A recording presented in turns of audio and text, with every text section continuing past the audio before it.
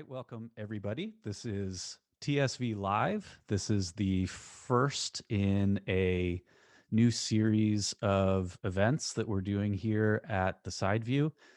For those of you who don't know about us, we are mostly an independent publisher. We publish online articles as well as a print journal, but we also do a podcast series that we also upload to YouTube and SoundCloud, and basically wherever you listen to podcasts.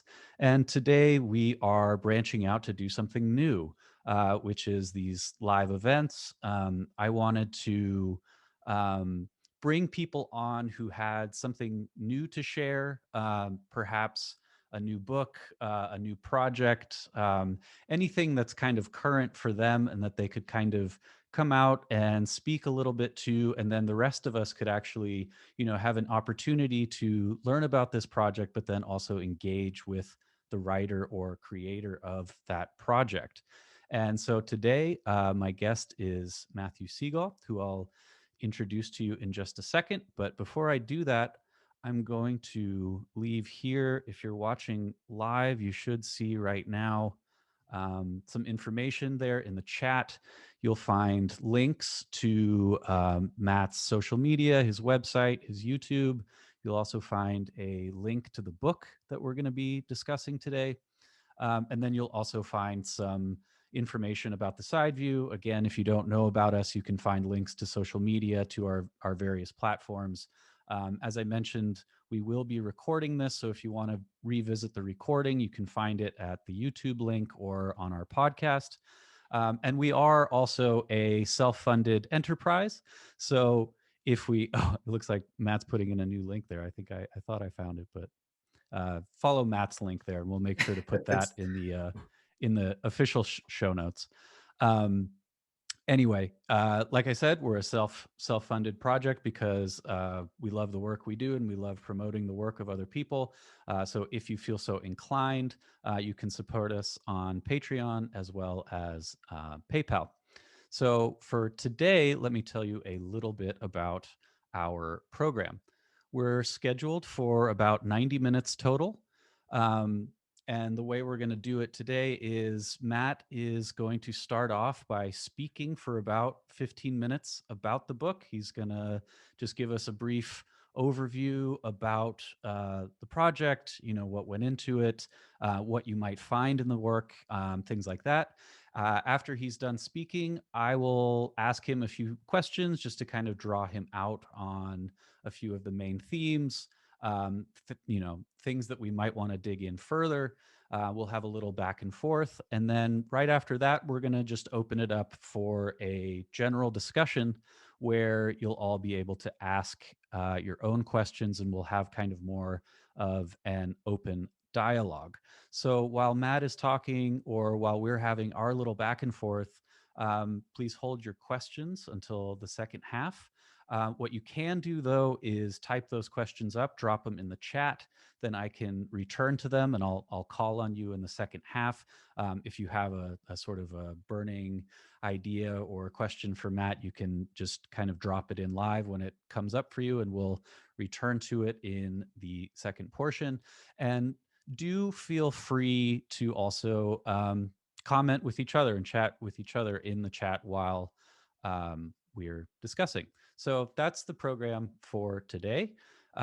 If you don't already know Matthew Segall, he's a friend of the podcast, a friend of the publication. He's written an article for us previously on German Idealism. He's been a guest on the show before. He's also a good friend of mine. He is currently he's assistant professor in the philosophy and religion department at the California Institute of Integral Studies, which is in here in San Francisco, California. And there he teaches courses on German idealism, process philosophy, and a lot more. And if you're familiar with Matt, you also know that he's not only a published author, but he's pretty active in the online spaces. He's a frequent blogger. He's got a long-standing YouTube channel. He's pretty active on social media. So you can follow him in all of those places as well. Today, though, we're going to talk about his new book. It's called Physics of the World Soul, Whitehead's Adventure in Cosmology. And like I said, we'll give Matt a little bit of time to unpack the book, to describe it a little bit for us, and then I'll come back on and ask him some questions. So without further ado, I want to introduce to you Matt Siegel. Thanks so much, Adam. Very glad to be here, and thanks for everyone for turning up to learn about this book and a little bit about Whitehead. And yeah, I'm excited to do your first, I guess, solo live event on this side view. You've been on the Stella a few times, Adam, but it's good to inaugurate this with you. Yeah, so Adam asked me to say a few words about the sort of history or genesis of this book itself. And part of that story is already on display for us in the chat, which is that I guess this is actually the fourth edition of a book that was only just recently republished by Sacrosage, a small theological press. Prior to that, I had self-published it, and it had gone through a number of revisions and it had been growing over the years. And this most recent edition really gave me a chance to polish it, add some new publications and citations, and that books on Whitehead that were published more recently, and to stay in the conversation. So I'm pretty happy with how it turned out. Be sure to use the link I sent you, because I don't know if it was the link Adam had, or there's another version of it on Amazon somehow that Amazon thinks it was published in 1709 and it cost $877. That money does not go to me. I doubt anyone will buy it, but yeah, buyer beware. If you do want to pick up a copy, use my link. So this book actually originated as, I think it was like a 30-page essay that was a comprehensive exam back when I was a doctoral student at CIIS. I was being supervised by the cosmologist Brian Swim, who's the author of several books and documentaries. My favorite is The Universe Story, which he co-authored with Thomas Berry. And The Universe Story probably mentions Whitehead a few times, but it's more of a covert expression of a Whiteheadian evolutionary cosmology. And so, Brian's work has been very important for me, and is certainly also influential for this book. So after I turned in that comprehensive exam, I continued with my dissertation, but later, wanted to get these ideas out there. It seemed to me that this was back in, 2012 maybe, and there was already what seemed to be the first stirrings of Whitehead Renaissance. There's a number of authors, really not just in philosophy for sure, but also in other disciplines, media theory and anthropology, sociology. All of a sudden, everyone was not just dropping in a Whitehead quote about footnotes, philosophy being footnotes to Plato, or a line about misplaced concreteness, but really more in-depth studies of Whitehead started to come out. And so I wanted to throw my hat into the ring, as it were. And over the years, as I continued to study Whitehead, I kept returning to this text and wanting to expand it, to add more, to see how it might apply to new scientific paradigms, new theories that were emerging. And so, it's really, it's been an open-ended work in progress for almost 10 years, actually, 9 years, I guess. And so I think I'm done with it now. This is the final edition. And let me tell you a bit about what I'm trying to do in this book. It's, Whitehead's adventure in cosmology, and it's definitely, I think it serves well as an introduction to his thought. However, it's more written in the spirit of, as Isabel Stengers would say, thinking with Whitehead. I'm really trying to speak in a Whiteheadian way about contemporary science and scientific cosmology. And I look in particular at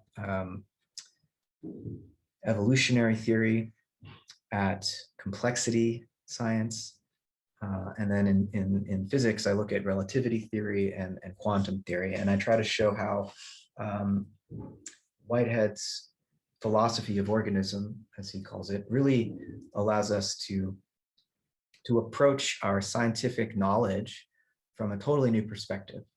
That in a way, I think, allows the pieces to fall into place so as to grant us a coherent vision, not only of the universe, but of the place of human consciousness within that universe.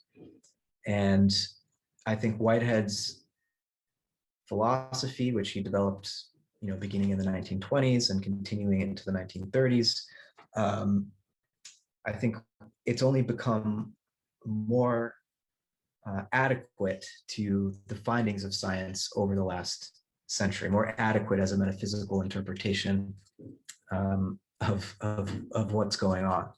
And so I think it's not only, though, for theoretical reasons that Whitehead's thought remains relevant, in the sense that it allows us to have a more coherent vision that brings together physics and chemistry and biology and sociology and psychology, and really gives us, that truly grand unifying theory, right? Not just physical, but a more integral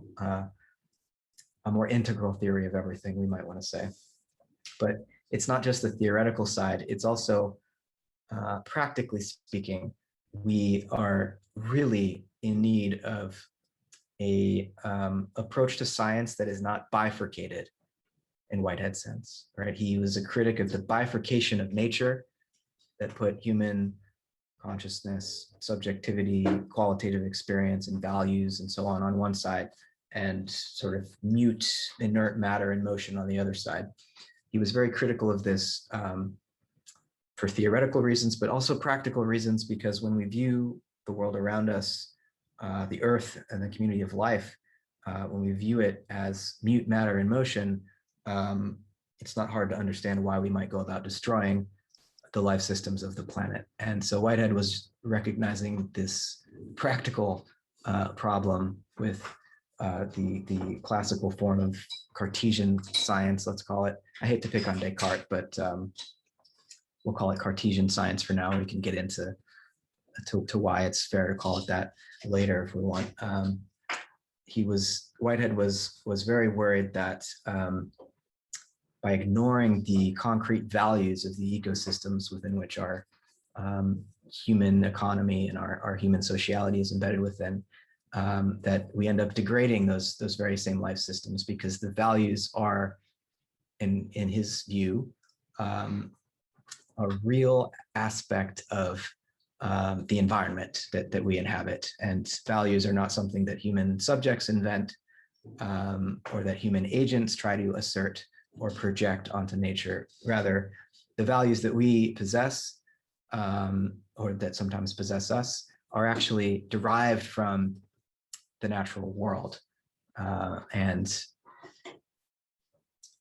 Whitehead was really looking for an approach to science and natural philosophy where, as Schelling put it, and Schelling's an important character in this book as well, who I put into the process philosophical tradition that Whitehead inherits, Schelling would put it this way, that the philosopher or the scientist must become nature itself philosophizing.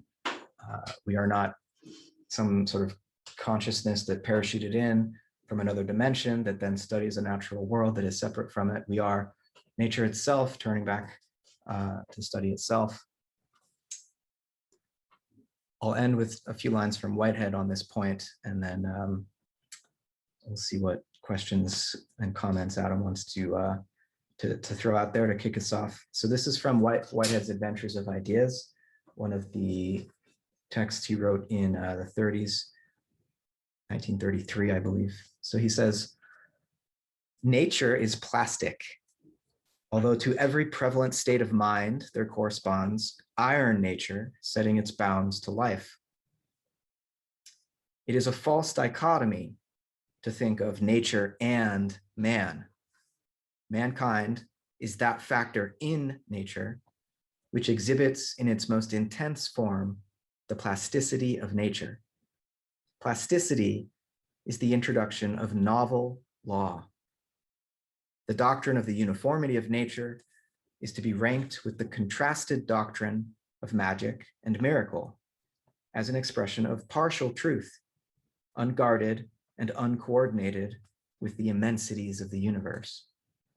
Our interpretations of experience determine the limits of what we can do with the world. So that's Whitehead expressing what 10 years earlier he had called the bifurcation of nature in perhaps slightly more poetic or aphoristic terms, perhaps. So that hopefully gives you a sense for why I think Whitehead's important and why I wrote the book, and whether or not I accomplished my goal is up for, I guess, you all to decide. And whoever reads the book, I do hope people read it, and that it carries the conversation forward, because there's so much that we still have to learn from Whitehead, I think.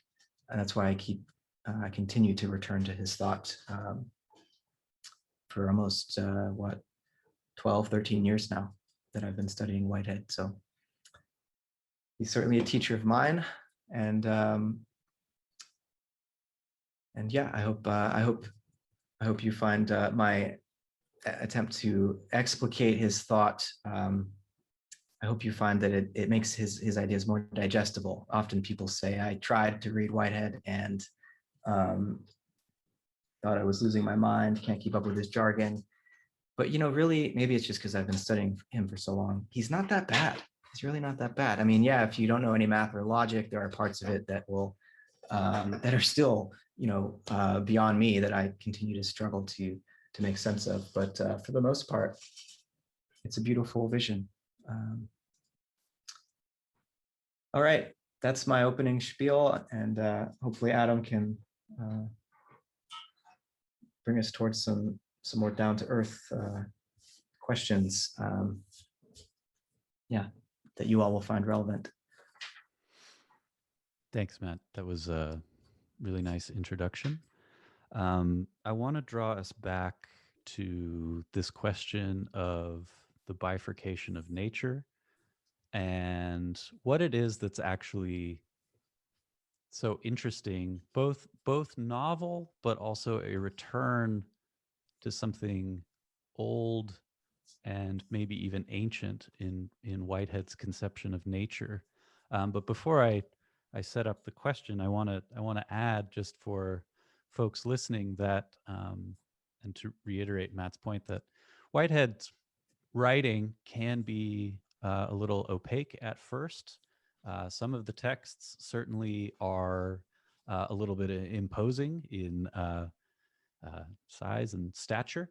But that's one of the great things about Matt's book, is that it's an interesting philosophical sort of contribution, a creative sort of advance in its own right, but also a good introduction to the issues that Whitehead is kind of working inside of. So if you're looking for a kind of a way into these conversations, I'm just going to go ahead and sell Matt's book on his behalf and say that this is a good place to start. But I want to go back to the beginning of the book. You had a question there about Descartes. You do a brief sort of summary of the change in thinking that we saw, especially in the modern West, shifting from, what is, broadly, not singularly, but broadly a Platonic conception of the human's relation to the natural world. And then this shift that goes through Galileo, Descartes, Newton, and that we sort of inherit. We sort of live on the other side of this bifurcation of nature. Sometimes you call it the divide between meaning and matter, or consciousness and cosmos, subject and object, fact and value. Can you just say a little bit about what's the difference between that earlier conception and the modern conception, just so people can kind of bring that forward in their consciousness a little bit? Well, one way of getting at it is what we think about the the origin and the status of form, there's a school of thought and philosophy known as realism, and in the traditional sense, it would be opposed to nominalism rather than to idealism or something. I mean, there are different ways to define these terms, but for Plato, right, when we perceive nature, we're able to make sense of it. We find it intelligible because it is participating in forms, intelligible forms. And even though Aristotle had some amendments that he wanted to make to the Platonic theory of forms, he's still a Platonist. He's the first Neoplatonist, I think we can say. And for Plato and Aristotle, and for most of the ancient world and medieval world, in the European context, nature is something informed and something alive, something organic, and the intellect which knows that world is in contact with the intelligible forms which are shaping it.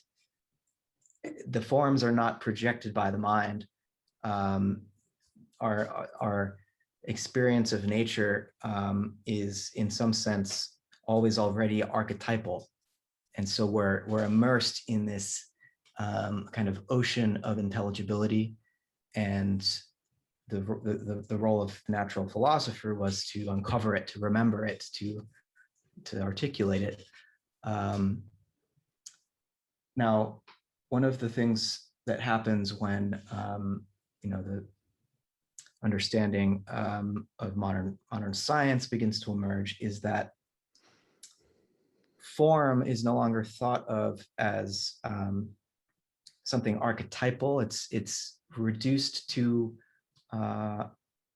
quantitative or mathematical form. And one of Descartes' major innovations was the Cartesian coordinate grid, which emerged around the same time, or actually a century or two after.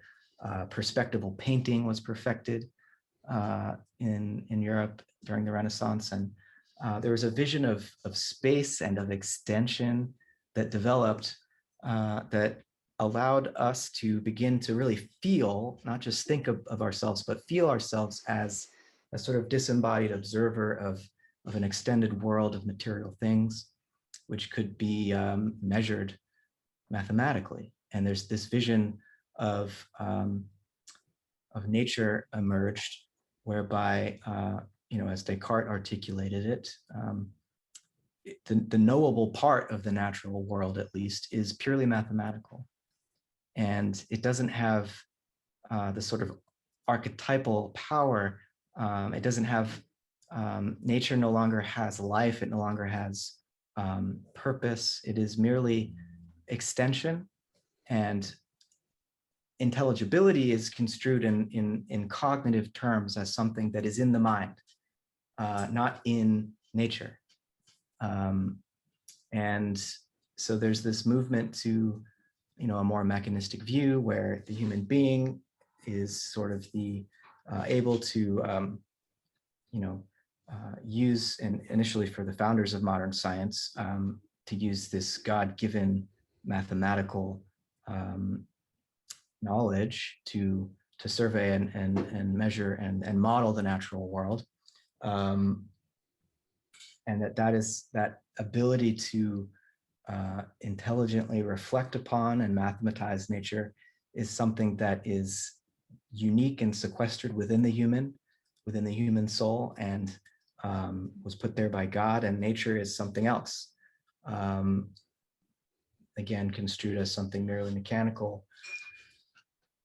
And that's the bifurcated image of nature, and it's quite powerful instrumentally, in the sense that it allows us to make very accurate predictions about how at least the inorganic world will behave. We can build machines based on our understanding of the laws of physics, and we can go about transforming the earth, so that more and more, as the modern period progressed, as industrialization ramped up, the Earth came more and more to resemble a machine.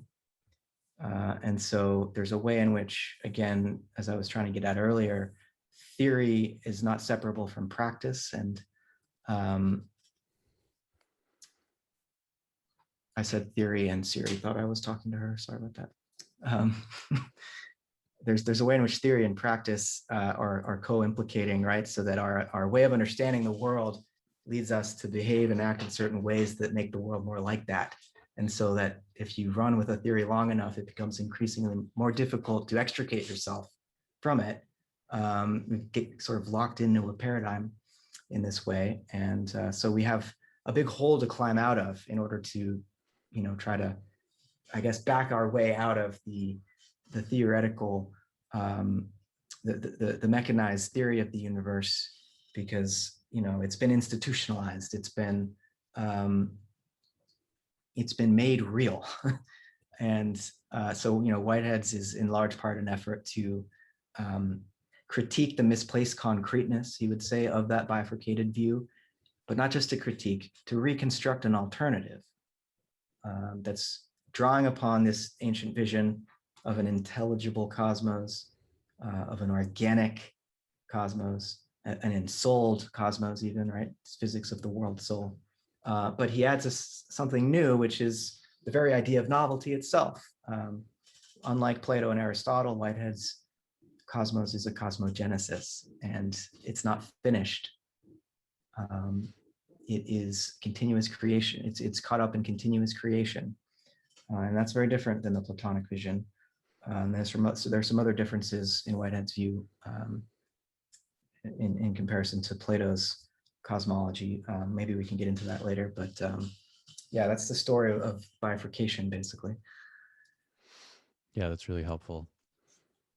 I especially find this idea compelling that even if our theories or ideas about the world aren't correct or complete, that we act on their basis. We act on the assumptions that those theories kind of, make available to us. And so, to some degree, at least insofar as we have some control over our built environment, over our civilizations, over how we want to structure our societies, we can sort of create those things in the image of our theories, right? Even if the larger picture of the cosmos, or the actual functioning of the universe might be independent of us, we are very much shaping the earth in terms of our own understanding of it. And so I find that intervention especially compelling. I want to draw you now forward into the present day along similar questions, similar set of themes. One of the assumptions of this view is that the most advanced understandings and pictures of the human and the universe that we have come from the sciences. And the smaller the science, the better, by which I mean, there's a sort of a hierarchy of authority from, the social sciences to psychology to cognitive science to biology to chemistry to physics, right? And we tend to think, at least in the popular imagination, physicists know, in the most rigorous way what's really going on. And so in the book, you also, you draw out people like Freeman Dyson, Stephen Hawking, Lawrence Krauss. Some of these figures are still very much in the popular discourse. If you're a philosopher, you've certainly seen them say very silly things about the history of human thinking and where we've been and where we are today. But yet we're still left with this image of the scientist, and especially the physicist, as having special authority to tell us about the human and about the cosmos. Whitehead is telling us something very different. What is it that you think these people still are missing, or what is it that if your work could shift their thinking, what would that shift look like in their mind, do you think? Well, I mean, first of all, I think it's important to realize that Whitehead was himself, a mathematician and physicist, mathematical physicist who was in dialogue with, Einstein and Eddington and others about, the proper interpretation of relativity theory. And he was not in any way a critic of science. I mean, if I just read an essay of his. It was a lecture notes actually about science and what he called free enterprise, I think. And it's actually one of the more disturbing things I've read him say, where he's really saying, he's talking to people in England after having been in America about how much better the Americans are at getting industry and science to like team up to advance technology and the state of our well-being. And he's saying, we in the UK over here, we need to invest more in this science thing. It's really important, you guys. Meanwhile, he imagine what he would have thought of the military industrial complex or big pharma, or all the ways that the merging of science and industry have not turned out as well as he would have hoped. But anyways, I just say that, to make sure that we don't mistake Whitehead as somehow anti-science or someone who, as if he was someone who didn't appreciate the clarity and rigor of a mathematically formalized science. I'm sure you all know about his work with Russell on Principia Mathematica and helping to found analytic philosophy. And he developed his own alternative tensor equations for the theory of relativity. We don't need to get into the weeds about his critique of Einstein. He was a relativistic physicist for sure. Whitehead accepts relativity, but he had some nuances he wanted to challenge Einstein on about Einstein's philosophical interpretation. But yeah, all that's just to say, Whitehead very much does not see science as a fairy tale. As he himself put it, science is not a fairy tale. But he was critical of what has come to be called by some other Whiteheadian scholars, the model centrism of this sort of implicitly materialistic interpretation of physics or of biology. Because what happens with model centrism is that we mistake we let the equations stand in for the concrete reality. And one of Whitehead's innovations, or I guess he's actually just inheriting William James's radical empiricism, if you're familiar with James, where for Whitehead, it is the concrete that explains the abstract, never the reverse. The abstract cannot explain the concrete. So in other words, when we talk about the equations of physics and put those equations forward as an explanation of the physical universe, Whitehead says this is to put the cart before the horse, in the sense that the order of explanation is upside down. For Whitehead, the whole notion of explanation needs to be reconsidered. To explain, like, think about what that term literally means. It's like, well, let's spread it out in the Cartesian coordinate grid, right? Let's see it on a mathematical plane so that we can, keep track of all the parts. From Whitehead's point of view, you can't even explain the inorganic world in that way. And when we talk in terms of the abstractions of physics, we always have to remember that there is something concrete being described by those equations. What is it that's being described by those equations? Well, for Whitehead, when we say energy, he would say, that is these wavelengths of electromagnetic energy that the physicist talks about. Whitehead would say, those are pulses of emotion, right? It's kind of a striking thing to say if you're a physicist, but what he means to say is that nature is not bifurcated, and that the vibratory frequency of an electromagnetic wave is itself present to itself. There is a feeling that is transpiring as a wavelength of light, is radiating from the sun. There's something it feels like to be that radiation. And the materialist might say, well, that's just, outlandish speculation. And yes, it's speculative philosophy in an attempt to articulate a coherent vision of the cosmos, coherent as in not bifurcated. Because if you assume that nature is just mute material in motion, you run into a problem down the road, which is, well, why are we here to know that? How are we here to know that? How are we conscious? And you end up having to do a lot of hand waving about the emergence of consciousness from the motion of molecules in the brain, which is, not an easy problem to solve. In fact, it's probably impossible. That would be Whitehead's wager, at least, that we've made a mistake earlier on in our reasoning. We need to go back, unbifurcate nature, and then all of a sudden the problem of consciousness, the hard problem, so-called, is no longer there. So yeah, Whitehead's critique is really about this model centrism, mistaking something abstract for an explanation of the concrete, when really we've always got to work in the reverse direction.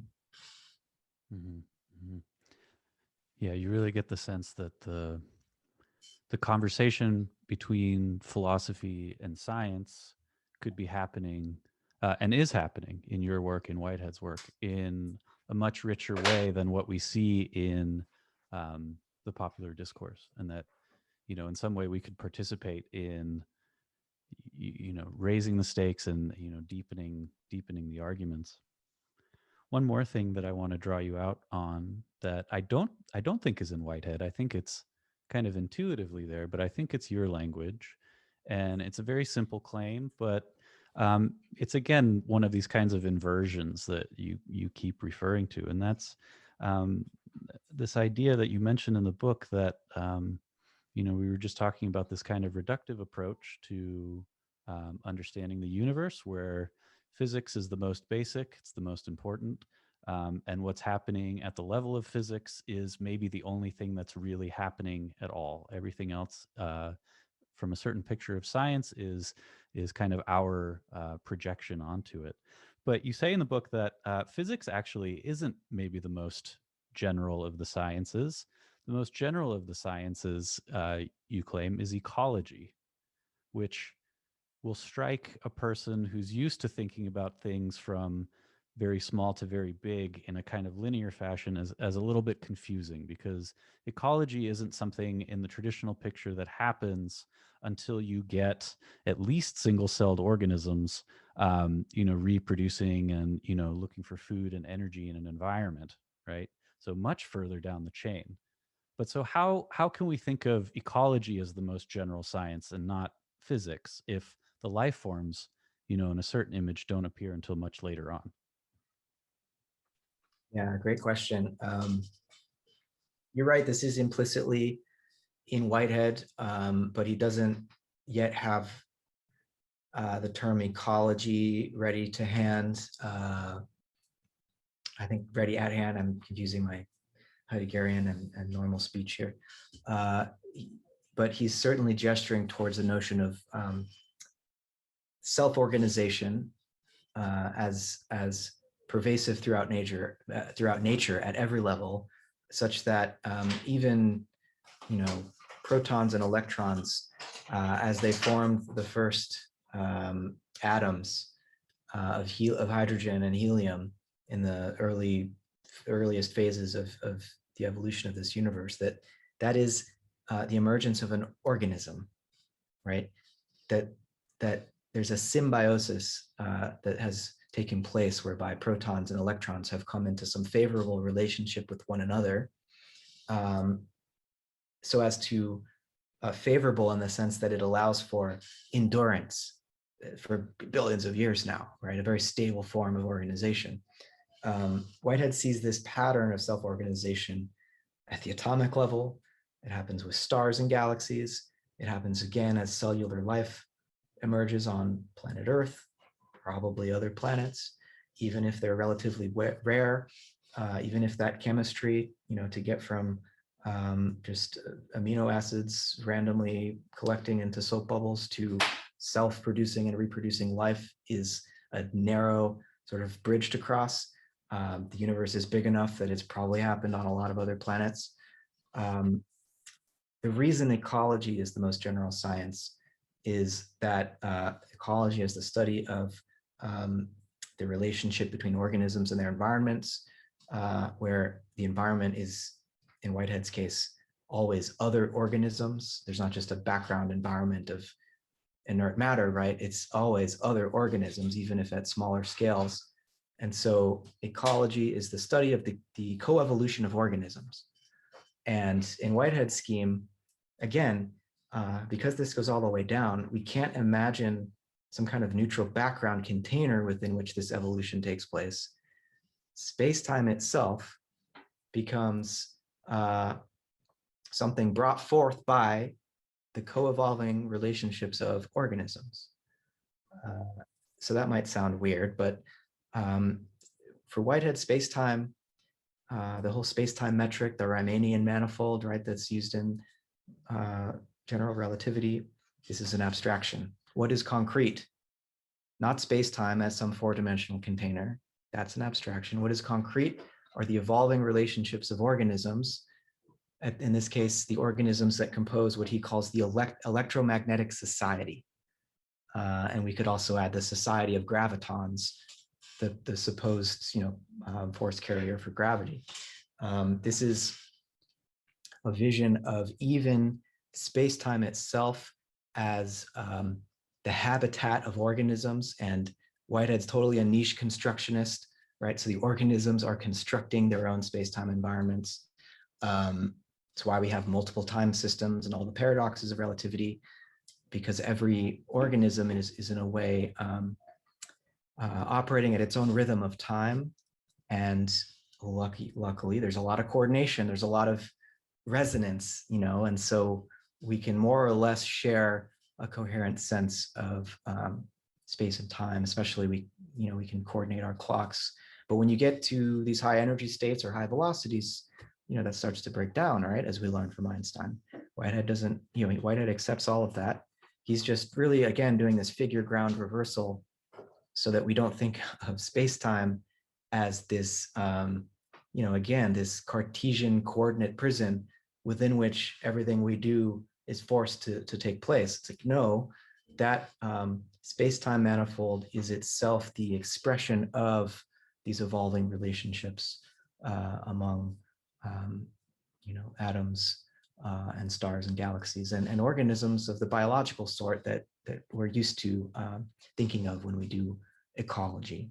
So yeah, that's Whitehead's generalized ecology. Nice.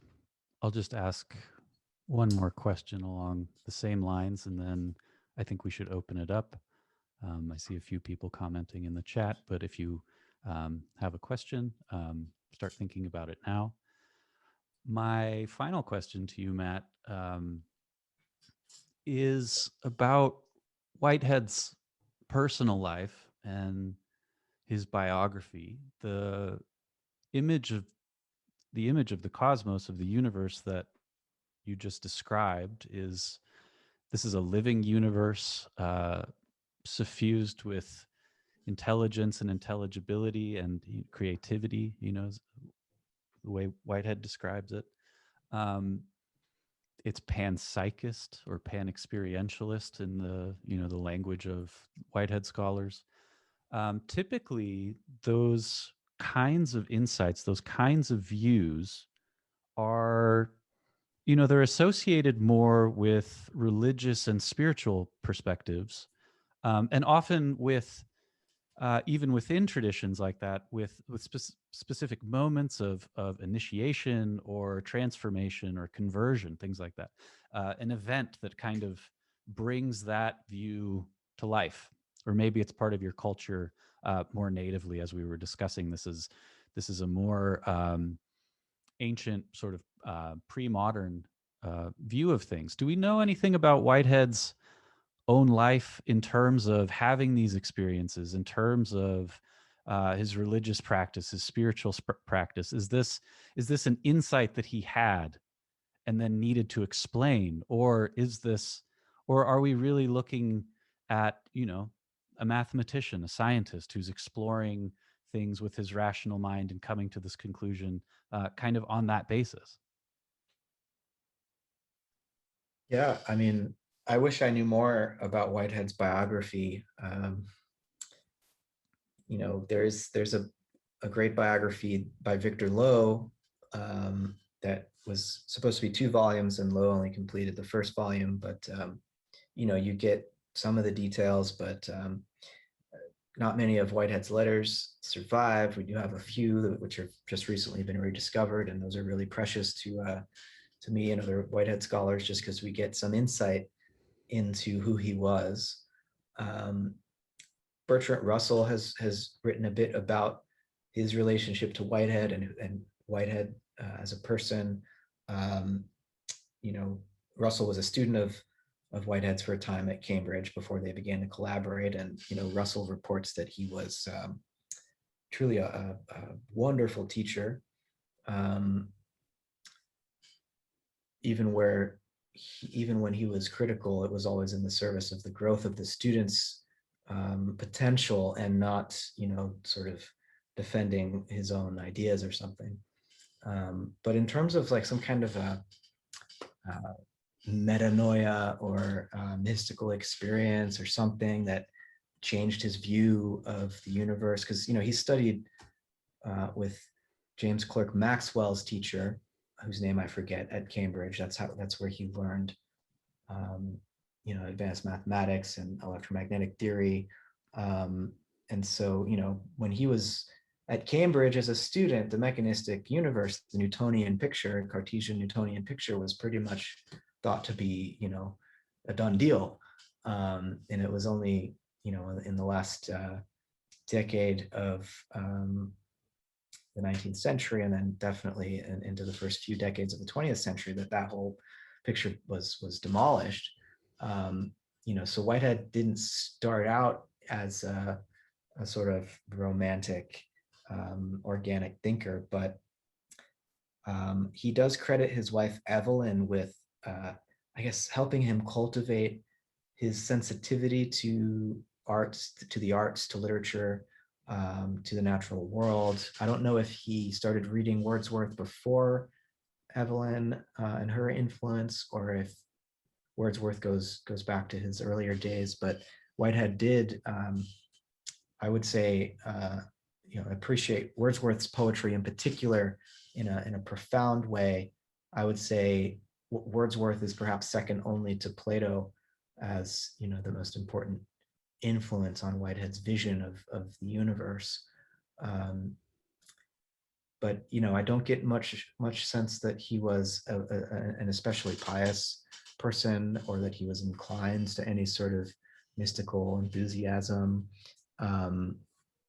He certainly has a poetic way of talking about the living dimension of the cosmos, and indeed the divine dimension of the cosmos. And he must have had a very potent, imaginative inner life. And that shows up in his writing and in his cosmological scheme. But I don't know that he ever, so one last thing I'll add is that Russell claims that Whitehead's turn to metaphysics for this, the second half of his life, was a response to the fact that his son Eric died in World War I. His son Eric was in the Royal Air Force and was shot down over France, I think, and obviously very tragic for Whitehead and his wife. But Russell says that's what made him turn to this process theology that he ended up developing. So he was searching for some consolation for this loss. And I just think that is completely off base and says more about Russell than it does about Whitehead. Russell's obviously an atheist, very outspoken, brilliant philosopher, but a bit more prosaic, let's say, than Whitehead.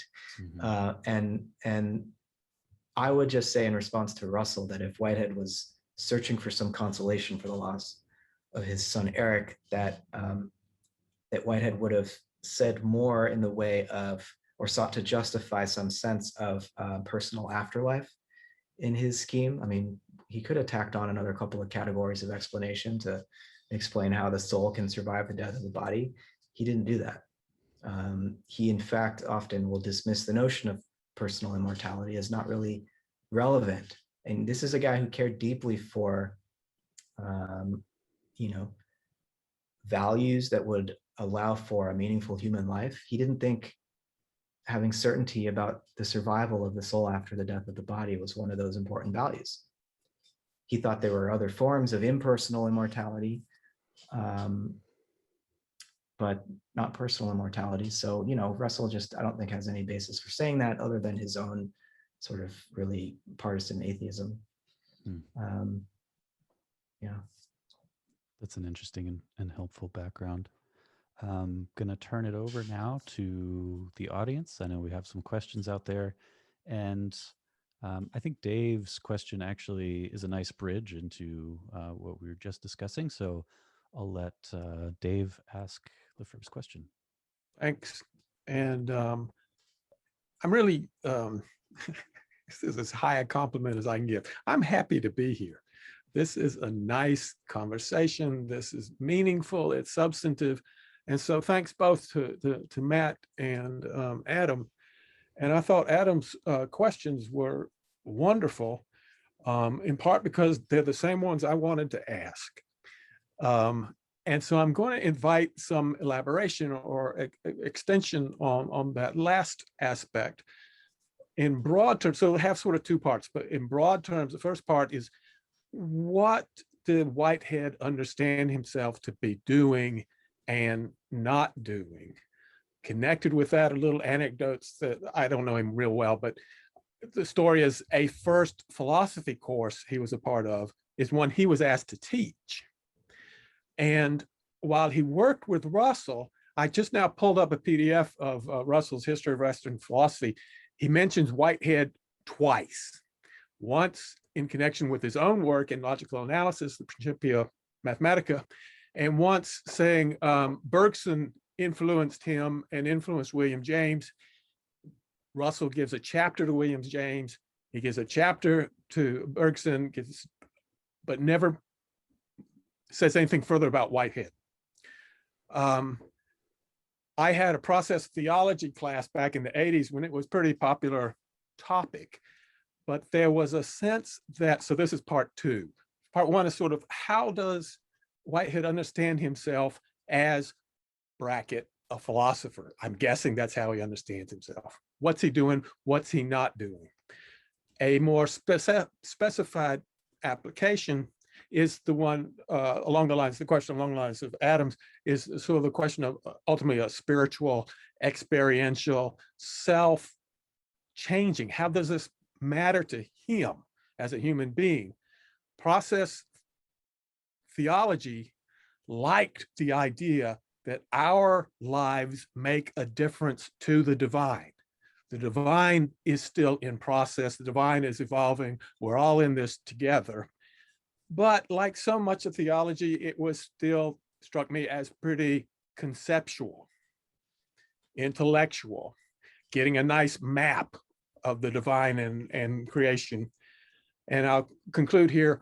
The Buddhists too have a quote unquote process outlook insofar as they practice appreciating life, appreciating the world as lived as events rather than substances or static things. We're an event, everything's an event, and that appreciation is, in our terms, spiritual. It changes us when we really, really participate in our lives as an ongoing, unfolding process and event. So to sum up, two parts. How does Whitehead understand what he's doing? And again, another way of asking Adam's question, what difference does it make in his life? Great questions, Dave. What does Whitehead understand himself to be doing? I think when you frame that question, I thought immediately of the statement he makes in his last book, Modes of Thought, where he says that philosophy is the endeavor to justify the civilized phases of human existence. And what does he mean by that? Because here's a guy who, in this book, Modes of Thought, just finished sort of reviewing his cosmological scheme. He's talking about evolution. He's talking about the formation of stars and atoms as part of this evolutionary process. And then he says that philosophy is really about justifying the civilized phases of human existence. What does civilization have to do with understanding the nature of the universe? And of course, if you've read Plato's Dialogue Timaeus, you'll know that when that dialogue begins, it takes place after the Republic, in the sort of narrative of the dialogue, right? So the Republic about the ideal state. But even in the Timaeus, before they can begin to talk about the nature of the universe, the reason they want to know about the nature of the universe is really to flesh out our understanding of the state and the ideal state of human society. And so for Whitehead, in this Platonic way, I think what he took himself to be doing was waking us up to the fact that our social organization is itself an expression of this cosmic evolutionary process. That in that sense, the human endeavor is intrinsically a cosmic endeavor. And so I think he was really, at the end of the day, trying to expand our sense of who and what we are, to give us, to wake us up from the identity crisis of modernity, and not just modernity. I think he had a lot of criticisms of the vision of the cosmos inherited from the ancient medieval empires, whereby there was a god imagined as an imperial ruler who designed the universe and made the rules that we have to follow. Whitehead wants to wake us up from that nightmare and allow us to recognize our cosmic role as, at least on this planet, potentially the most intense expressions of creativity and of eros and of compassion, and to take responsibility for our power. And he was already aware in the 20s and 30s of the disastrous direction that civilization was headed, and I think was trying to course correct, to help us course correct. So that's what I take Whitehead's task to have really been, and what he saw himself doing. And then, in terms of process theology, and I was hinting at this a bit with his critique of the vision of God as an imperial ruler. Yeah, it is very abstract. It is conceptual, and there is, I think, if there's any flaw in Whitehead's speculative philosophy and what he has offered us, if there's any sense in which he fell short of realizing his task, it was that there's not a practice dimension to this in his work. I think he would point us towards the aesthetic aspect of our lives and our experience, to the arts, in other words, and to take, if you have an unbifurcated image of nature, all of a sudden art becomes less about illusion and more about realization. And how can we engage in the creative process of the universe artistically? And as humans, he would say, our gift is really that, as the most plastic expression of nature, right? That quote I read earlier, the human is really making nature into art, right? And so I think if we were to ask him, he'd probably point us to the arts as the source of the kind of meaningful practices that could help in a non-conceptual way get us back into touch with what we're really supposed to be doing here. And that said, though, I think we need more than art. We also need a renewed spiritual life. And, you know, I think of the importance of ritual. And I've written a bit about Whitehead and what a Whiteheadian what Whiteheadian ritual might look like. And it's not all that different from the ritual traditions in the world's religions. Those can all be renewed and can remain a source of orientation for us. But in the Whiteheadian sense,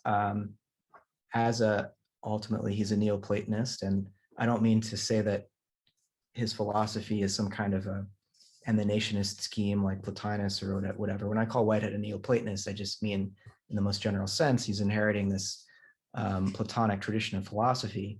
But there are some Neoplatonists like Proclus and Iamblichus who would engage in ritual practice as a form of theurgy, as a form of participation in the divine, whereby, you know, through certain practices, sometimes artistic practices where you're actually fashioning objects or sigils or what have you, that we embody the divine creativity that we are, and through these ritual practices maintain a connection to that energy, to that process. For Whitehead, God is less a being and more a process. God is more obviously, right? God is more this sort of indwelling potential of each event, of each moment. And you know, the Whitehead says that the power of God is the worship that God inspires, which is to say that God is powerless without our active engagement with this potential latent in each moment, right? And so I think, yeah, there's a lot of creative work to be done to ground Whitehead's ideas in the realm of practice and spiritual exercise and whatnot. So I appreciate that question. There's a lot of richness to thinking through how to, you know, ritualize a Whiteheadian cosmology. That's lovely. I appreciate it. I'll tag the comment with, if I remember right, in the Timaeus, as Timaeus gets ready to describe his understanding of how things work, he first says a prayer to be engaged at that level with his understandings of things. Thanks again. Right. Yes. Yes. Yeah, I appreciate the questions, Dave. Yeah, great questions. I seem to have lost my camera, but this is a live show, so we're just gonna keep rolling forward here. No big deal. I can still see all of you. I hope you can all hear me still well. Yeah, good. Yep. Okay. Yeah, we'll just keep moving. So next question. Looks like we have two more. I think two more is probably good. And then unless anybody else has a final thought, I think we'll keep it to these two. And then thank Matt for his time. So the first one is Francisco. Francisco, did you want to ask your question?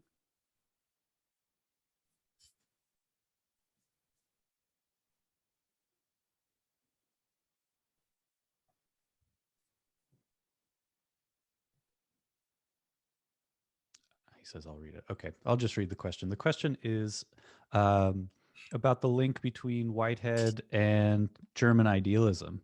Obviously, this is a very broad question, so I'll preface it by saying that Schelling is in the book, and in the show notes, I'll include Matt's essay on German idealism that he wrote for us, which is a really nice overview, a sort of a kind of intro to German idealism that might also help shed some light on Whitehead and German idealism together. But I'll turn it over to Matt. Yeah.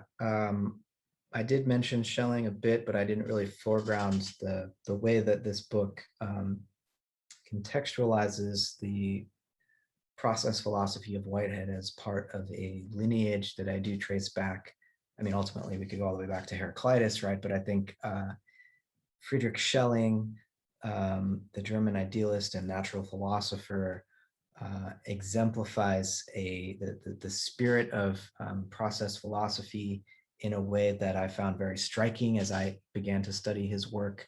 I haven't studied Schelling as long as I have studied Whitehead, and I'm working on it, but I still can't really read Schelling in his original German, and so I can't claim to have the sort of intimacy of understanding as I do with Whitehead. But I do, when I read Schelling in translation, I do feel this deep sense of kinship with his project and just his style of thinking. Even he's obviously, if you know his work, a very aesthetic thinker, not unlike Whitehead.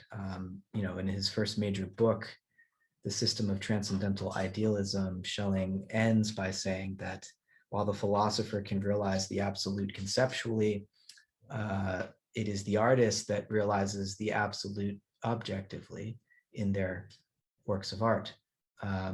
And so, Schelling, a philosopher, gives pride of place to artists, at least in that book. Schelling is a very protean thinker, and so he has probably half a dozen, at least, different systems that he developed at various times in his life.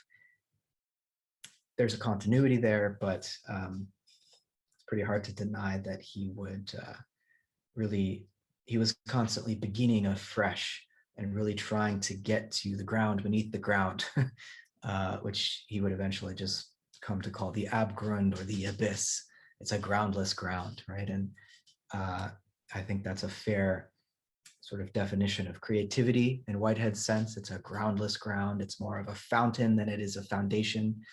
And so, yes, there's a lineage here. It is, I don't want to give the impression that Whitehead was studying the German idealists too closely. He does cite Schelling once. It's a whole block quote taken out of Schelling on the relationship between subject and object and the importance of relativizing that relationship if we're going to approach a complete understanding of the universe.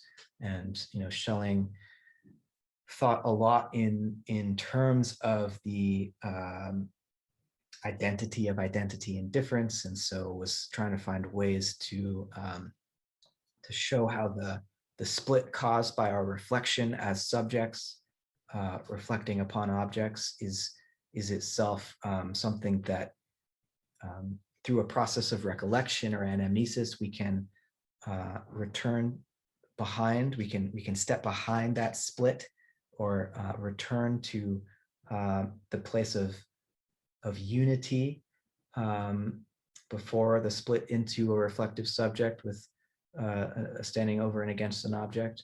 And Whitehead, cites this, and he really appreciated that sense. And you can understand why Whitehead would also like someone like Bergson, who's really big on this notion of intuition, opposing it to intelligence.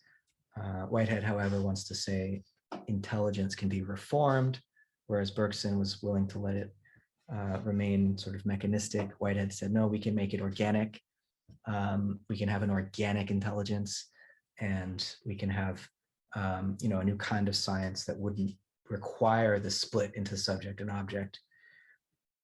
And so, Whitehead's definitely inheriting a lot of these important ideas, mostly from this sort of Schellingian point of view, though there's plenty of, I think, sort of Hegelian dialectic in Whitehead's mode of thinking. He was friends with several British idealists, McTaggart, and I don't know that he was personal friends with Bradley, but cites him a lot in Process and Reality, both critically, and offers him some praise.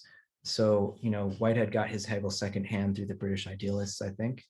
And he says in the first pages of Process and Reality, that basically, I'll paraphrase, at the end of the day, when you consider Whitehead's final interpretation, which is the last part of Process and Reality on the relationship of God and the world, even though he sees himself more as an empiricist and a pluralist, at the end of the day, there's not that much difference between his philosophy and that of absolute idealism, when it comes to the final interpretation of how everything hangs together.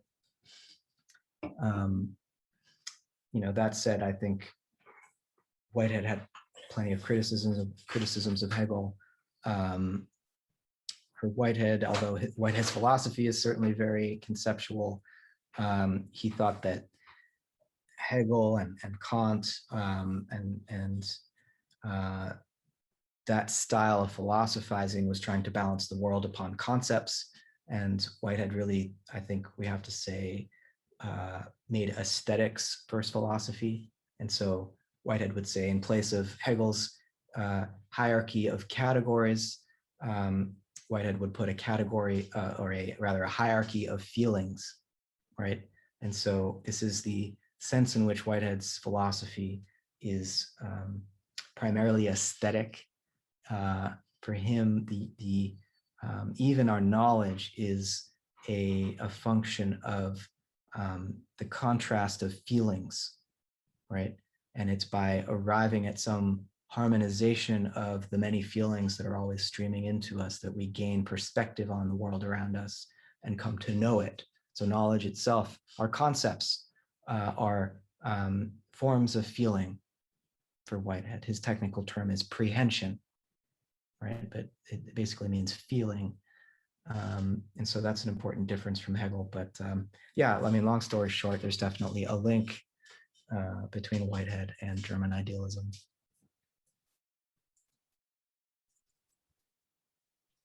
All right. I think we have one more from Anna. Anna, did you want to ask your question?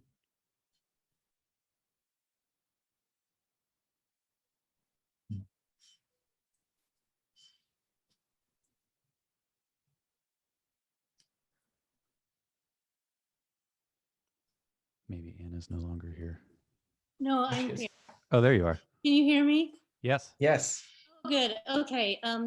Well, I'm afraid I'm being so broad, but I wondered if you could speak to how did I put it?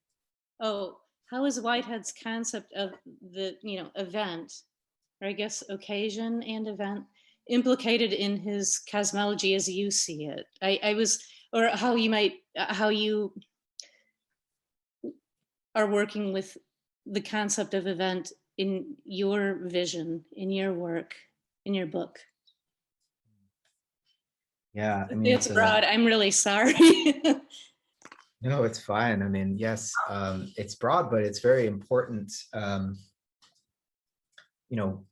Whitehead makes a big deal about the need to transition from substance ontology, which in his view is just as present in Aristotle as it is in Descartes, as it is in contemporary model centrism.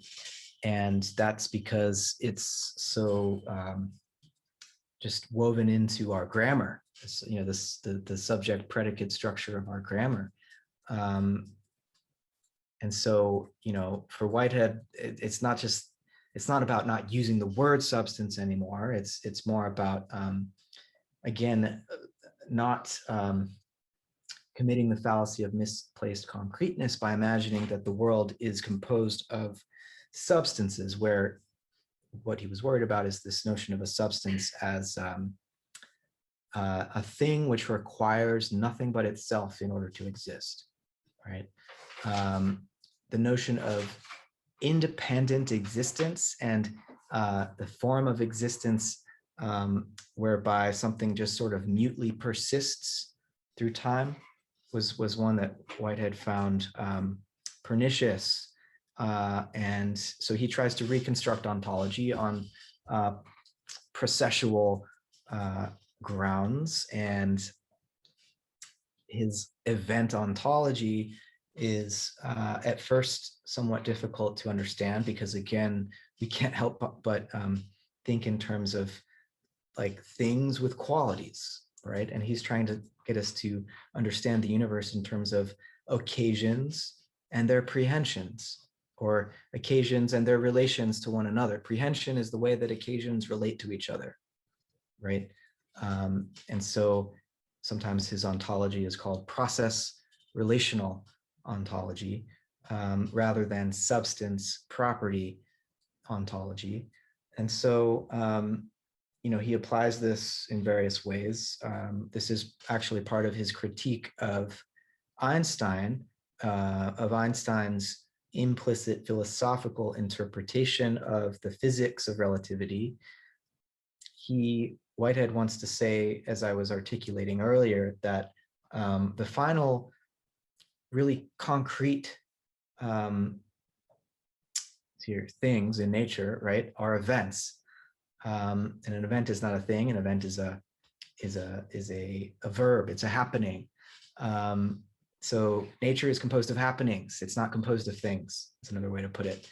And to say that it is composed of happenings is part of where his pan-experientialism comes from, because, what is an event? What is a happening? Well, Whitehead would say that in its simplest, most generic sense, an event or an occasion is this feeling of tension that arises when an inherited past and an anticipated future meet. So it's the sense of tension in what James would call the specious present, where there's an inheritance of a past and an anticipation of a future. And so events are creative in the sense that while they inherit the past, they don't repeat it with complete identity. There's always a difference in the way that the past is inherited and passed on to the next occasion. And so in the events which compose what we call the inorganic world, there's a lot more repetition, but there's enough of a difference in each repetition such that you still get creative evolution, from plasma to hydrogen and helium to stars and galaxies, right?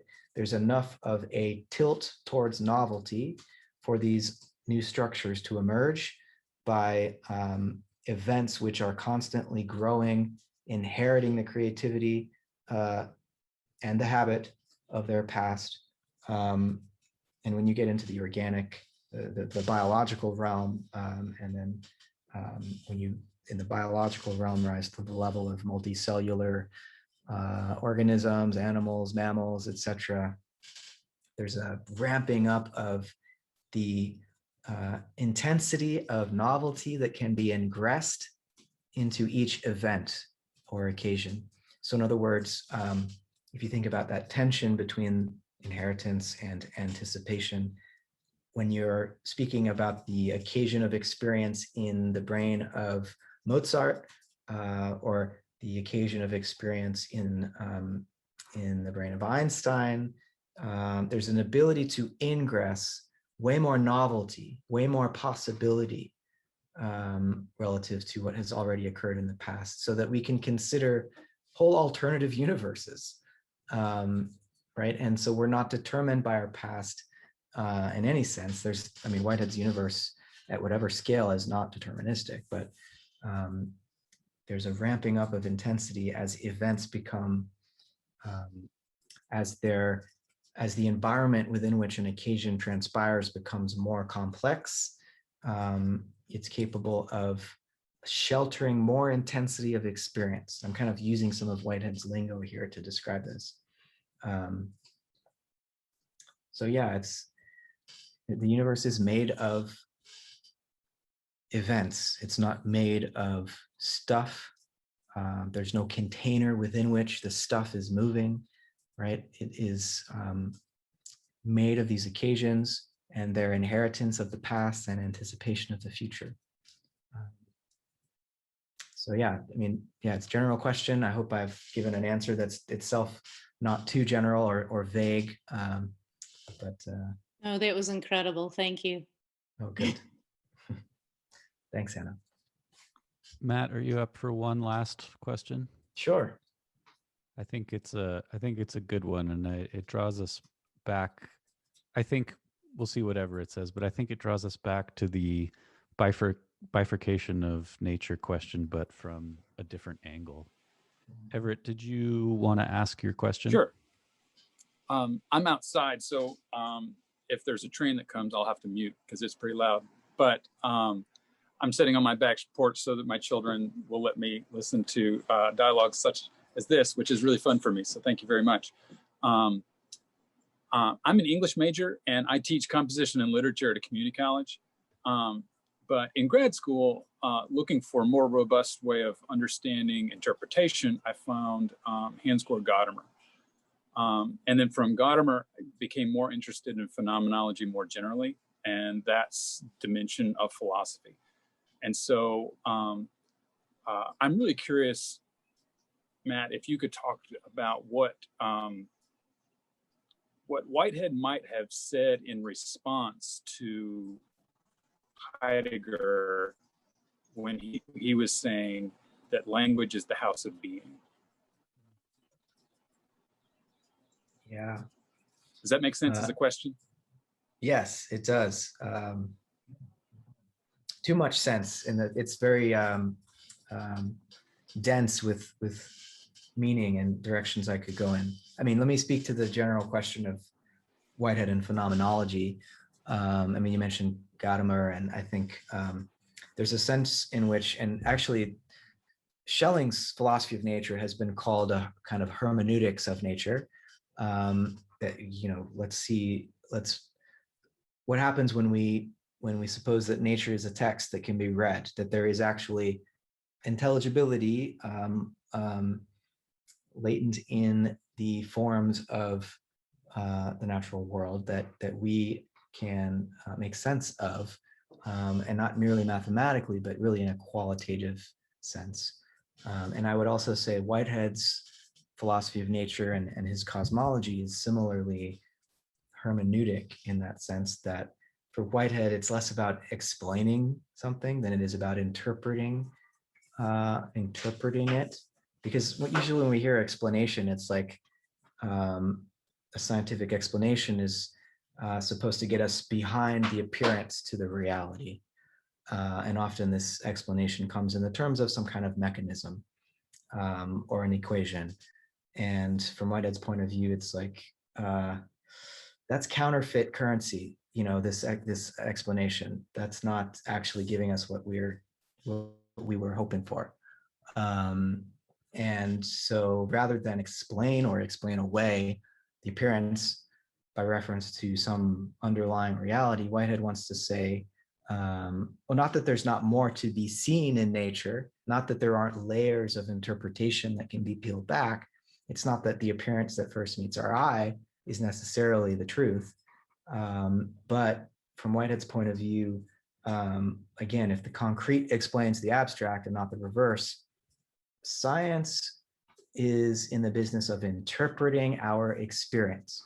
And natural science is in the business for Whitehead of studying what we are aware of in perception, is how Whitehead puts it, and the relationships between the aspects of our perception, right? And so the phenomenal world appears to us, not just through our five senses, but Whitehead thought that we had sort of subtler mode of perception, which he called perception in the mode of causal efficacy. Sometimes he called it bodily reception as opposed to sensory perception. So it's more about he says it's the feelings of the viscera. And he thinks philosophers have paid way too much attention to the visual feelings, right? And not enough attention to the visceral. And so Whitehead's phenomenology is, as I think Whitehead shared this book by Van der Venken and Hammerich, the scholars of Maurice Merleau-Ponty's work. Whitehead's very much an embodied phenomenologist, I think we can say. There are some technical differences I would want to point to that distinguish what Whitehead is doing from, say, like Husserl's understanding of kind of, or Brentano before Husserl, of the intentional structure of consciousness and intentionality, where I think there's a way in which Husserl is a little bit idealist. I mean, definitely idealist in the sense that, yes, consciousness is directed toward objects and that the structure of consciousness requires objects, but those objects are kind of still their ideas in appearing for a subject, and that subject in some ways is there already. Whitehead is saying you could call this the prehensional structure of consciousness if you want, that in some ways the subject does not pre-exist its experience of objects. For Whitehead, the structure of experience is such that the objects of the environment themselves grow together into the formation of a novel subject. Whitehead calls it a superject sometimes. And so it's not that there isn't also intentionality at the level of consciousness and symbolic language, but for Whitehead that would be secondary. And what's if we want phenomenologically primordial would be this prehensional structure, where it's almost inverted to the Husserlian sense. The objects grow into the subject. The objects are directed at a subject rather than the subject being directed at objects. Now, in terms of language being the house of being, Whitehead, he says in some Adventures of Ideas, where he's talking about symbolic consciousness and language. And for him, the human soul, he says, is largely a function of our languaging activity. And that the soul is in, he says, words are, language is the house of being, in particular human being, and we build our world out of words. And so this is why he really wanted to transform our language to get us out of the subject predicate thing into a process relational mode of being and becoming. He really did see language as he didn't use this word, but it's kind of psychedelic. It's a pharmacological in the sense that it's both the poison and the cure, but also in the sense that it alters our consciousness, it alters our perception. And learning to speak in a new way is learning to see the world afresh.